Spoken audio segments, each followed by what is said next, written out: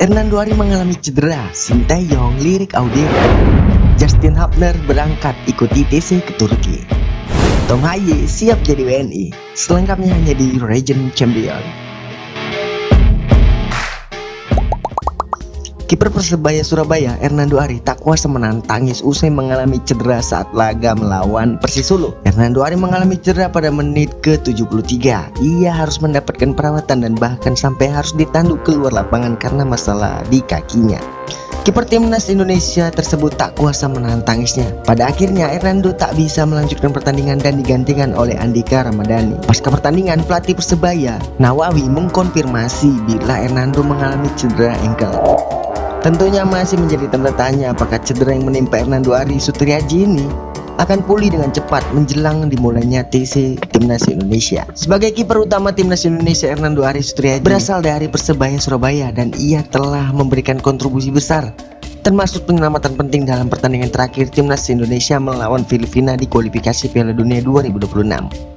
Potensi kiper pengganti Hernando Ari di Piala Asia 2023. Dalam persiapan menuju Piala Asia 2023, pelatih Timnas Indonesia Sintayong memiliki beberapa opsi. Namun di sisi lain, Sintayong sempat berjanji jika Emil Audero mau dinaturalisasi maka ia akan mendapatkan tempat utama di sektor penjaga gawang Timnas. Kabar ini pertama kali digaungkan oleh mantan exco PSSI yang pernah membidangi masalah naturalisasi, yaitu Hassani Abdul Ghani.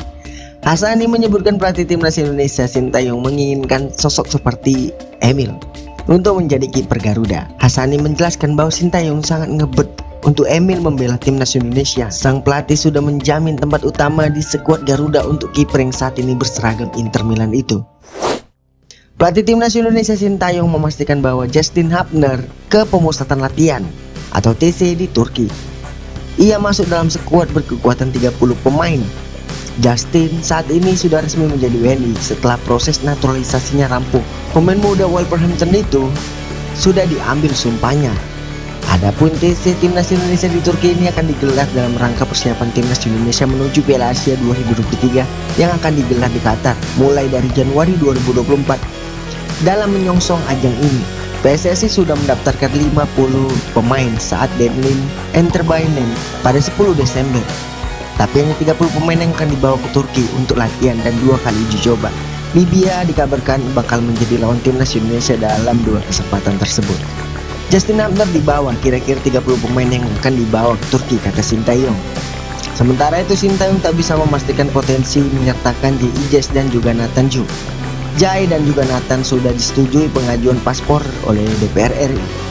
Tapi keduanya hingga saat ini belum menjadi warga negara Indonesia karena proses naturalisasi belum beres.